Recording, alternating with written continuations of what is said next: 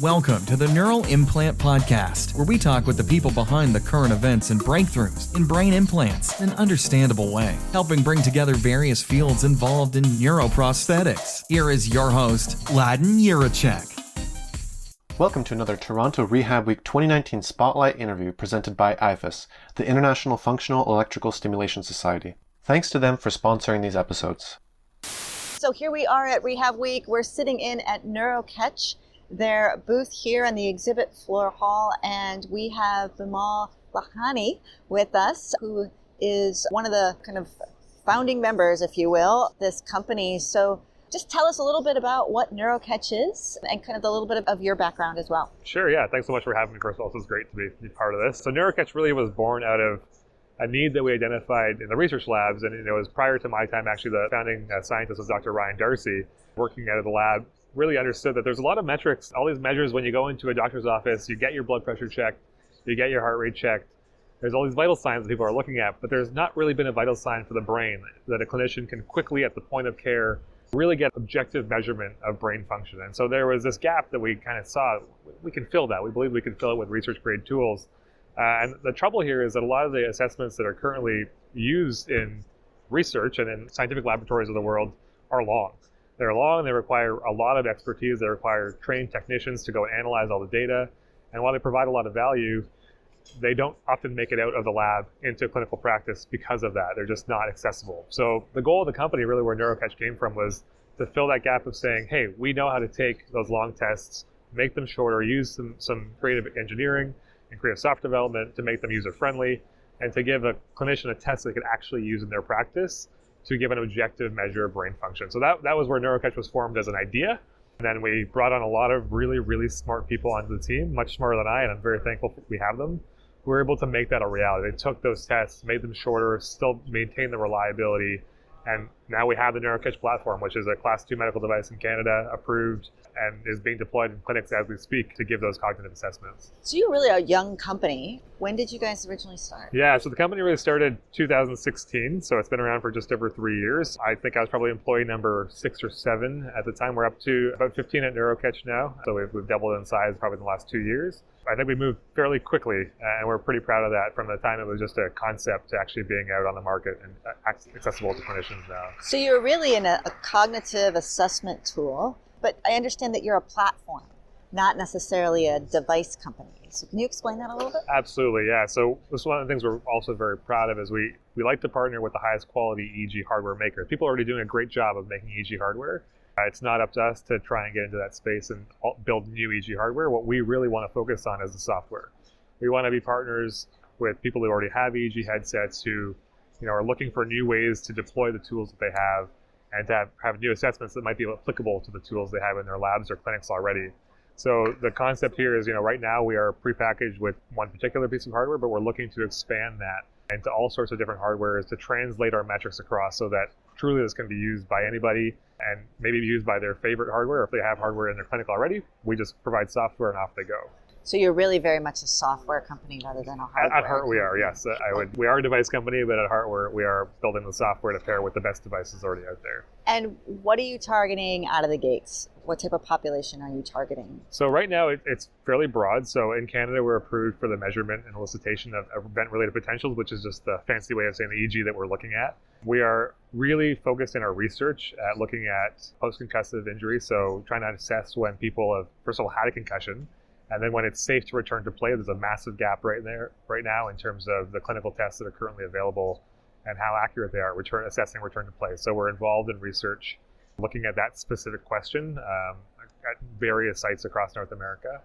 We're also involved in research looking at change from mild cognitive impairment into dementia, and seeing if we can detect that earlier and detect it in a more sensitive manner than is currently available, to again help a clinician potentially change their treatment plan or identify things they would do differently with their treatment plan if they give it for that knowledge. In the clinic today, what we're trying to do is give clinicians truly that cognitive measure that they could use beyond just the vital signs they have at their bedside. We are providing the clinicians with lots of education. I think this is one of the most important things for us right now, is to educate clinicians and patients on why checking your brain regularly is important. I think there's a gap there as well that we're trying to fill. And alongside that, we're saying, hey, we have this device that you can do that with. But for us, it really is a bit of an educational undertaking right now as well to get people interested in doing these kinds of measurements. So you're trying to build the habits amongst people, like instead of just checking our pulse and our blood pressure and how many steps we took for the day, you want us to go say, hey, what's going on in my own brain? That's, one of the things we love to just say as our common tagline is, how is your brain doing today? It's a weird question to ask because no one really asks it. But I see everyone frantically checking their Apple Watches like I do, to see if I crossed my 10,000 steps, and why am I not doing that for my brain as well? And that's what we're trying to build that education in as well. Yeah, exactly. Yeah. So we're looking at an EEG cap. It's like a classic EEG wet electrode cap. Yeah. Can you describe it a little bit to us? Yeah, so for people familiar with EEG, it would look very familiar. For those not, it looks a bit like a swim cap that, if you jumped in a pool, it's a swim cap that has a few sensors on right through the middle of the cap. From the front to the back, you'd see 3 sensors that we're really measuring from. These sensors, you won't feel them, they don't do anything, they don't provide any electricity to the brain. All we're doing, it's a bit of a microphone for the brain. So we have 3 electrodes there, we'd fill them. If you came in for an assessment, we would put the swim cap on, we'd fasten it up, we'd put a little bit of gel inside each of those 3 electrodes. Doesn't make your hair look bad, I promise. It washes right out very quickly. I know it's a common concern. And then the clinician would basically just get the client ready with the software. So it's a very quick setup. So the whole device itself is that swim cap paired with a laptop and then a wireless transmitter and receiver that connect the two together. Yeah, so we're looking at the screen of a laptop here, and this is actually your NeuroCatch platform. Tell me what makes this unique from other platforms. Sure, yeah. I think the real piece we're proud of is the simplicity of use. So we've really taken a lot of time to make sure the user interface doesn't allow things to go wrong. EEG is complicated. At heart, it's a complicated technology, and you're looking at brain recordings, and that can be difficult. What we've tried to do is really simplify the process to make sure that with some core education and training, clinicians can feel comfortable using this in their practice and not be concerned about any data issues that might come up, like a typical lab technician might be my previous life as a grad student, postdoc. It's much more challenging when the software doesn't work well with you. So right now we're looking at a simple screen that just has one button on it. It says get started. When you fire it up, we work through the steps. I'm happy to do that if you want to go through it. But yeah, sure. This sounds interesting. It is a software-based thing, and we'll have to, I guess, describe the software. But yeah. Let's get started. Let's get started. Yeah.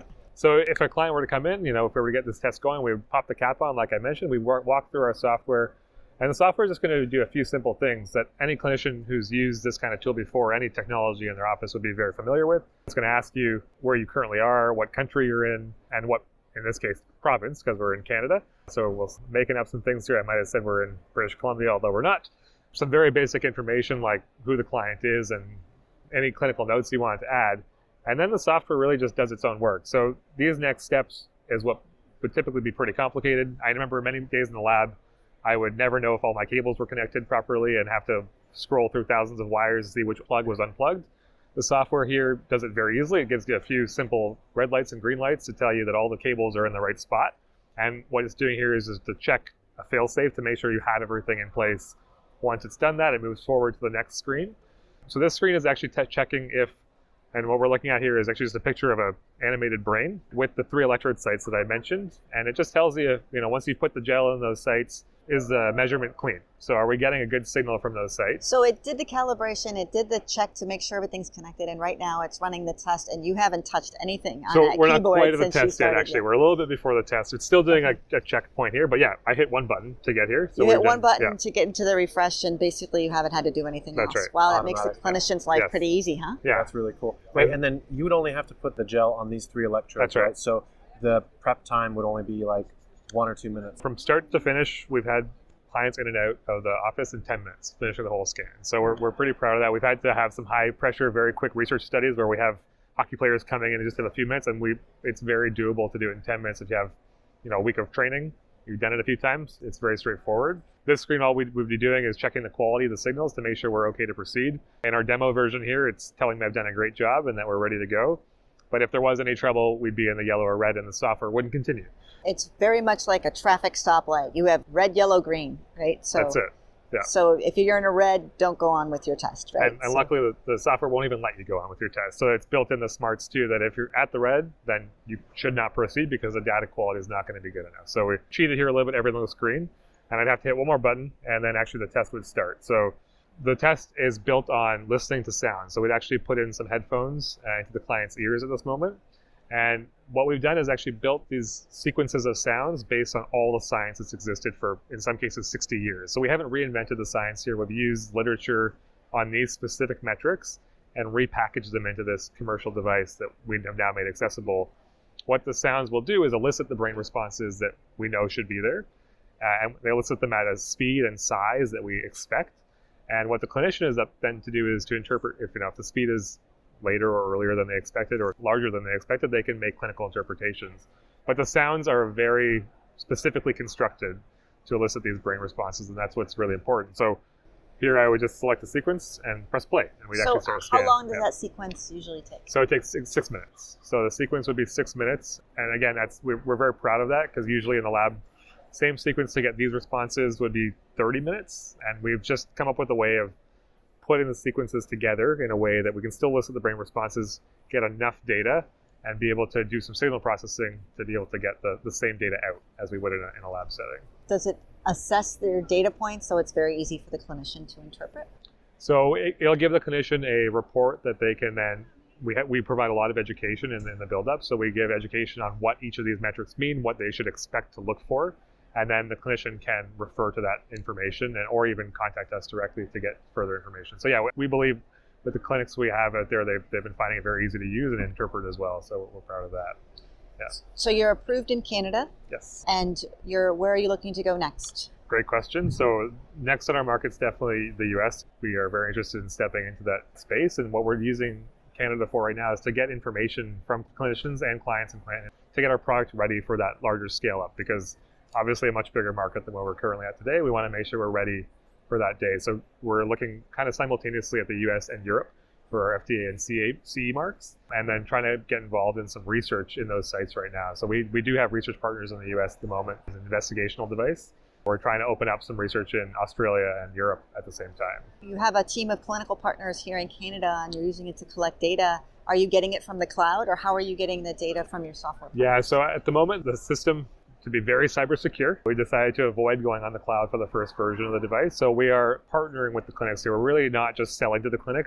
We're building a relationship with the clinic where every step of the way we walk through it with them, and we're wanting to get their feedback on the device as much as possible. And as part of that, we're partnering on getting the data back from them. So we're working on research protocols where we get registry trials set up such that we can get de-identified data back from the clinic so that we can push that into further development of the product. So it really is a partnership model more than a cloud-based data transfer. Yeah, so speaking of partnerships, you have this Hero program. It's called HeuroCanada, Mm-hmm. and that's really looking, when we're talking about clinics, you're talking about rehabilitation clinics. Yes. Okay, yeah. So can you tell us a little bit about this?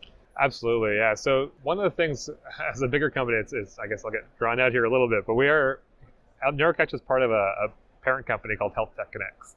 And HealthTech Connex really was formed to build NeuroCatch, the medical device. That's where it came from with Dr. Darcy. But we started to see a need that was beyond just what we were creating, and it was the whole rehabilitation spectrum.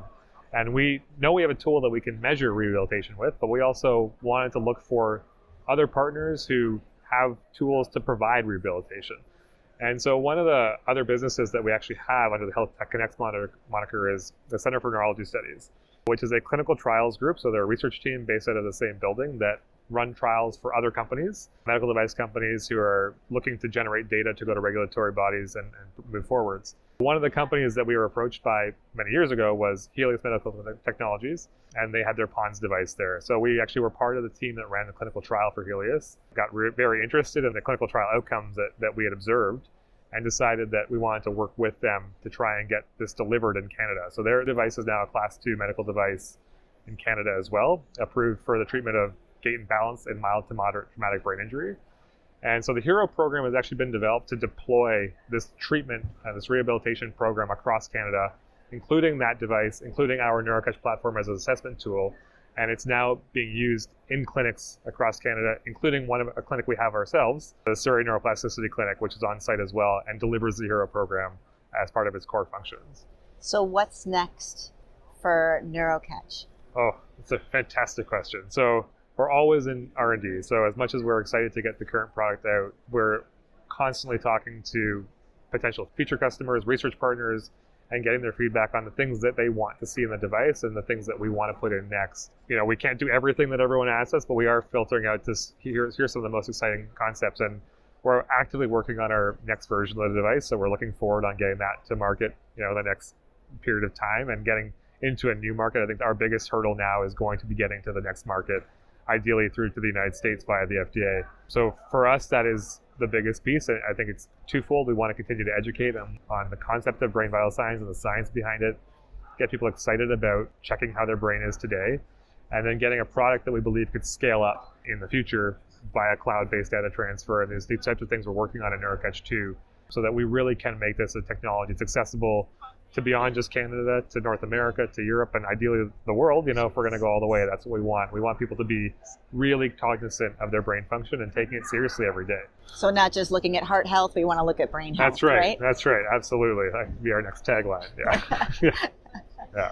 What do you think? I think this is really cool. I mean, I think it's about time that we started seeing this in clinics and, like you said, objectively measure how the brain is doing. I'm surprised it hasn't been done earlier. Well, we're glad that we're on the forefront of it. We feel lucky about that. Yeah.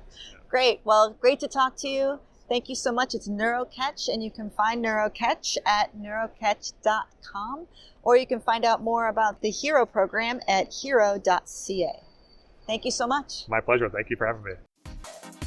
Hope you enjoyed the show and were able to learn something new, bringing together different fields in novel ways. Until next time on the Neural Implant Podcast.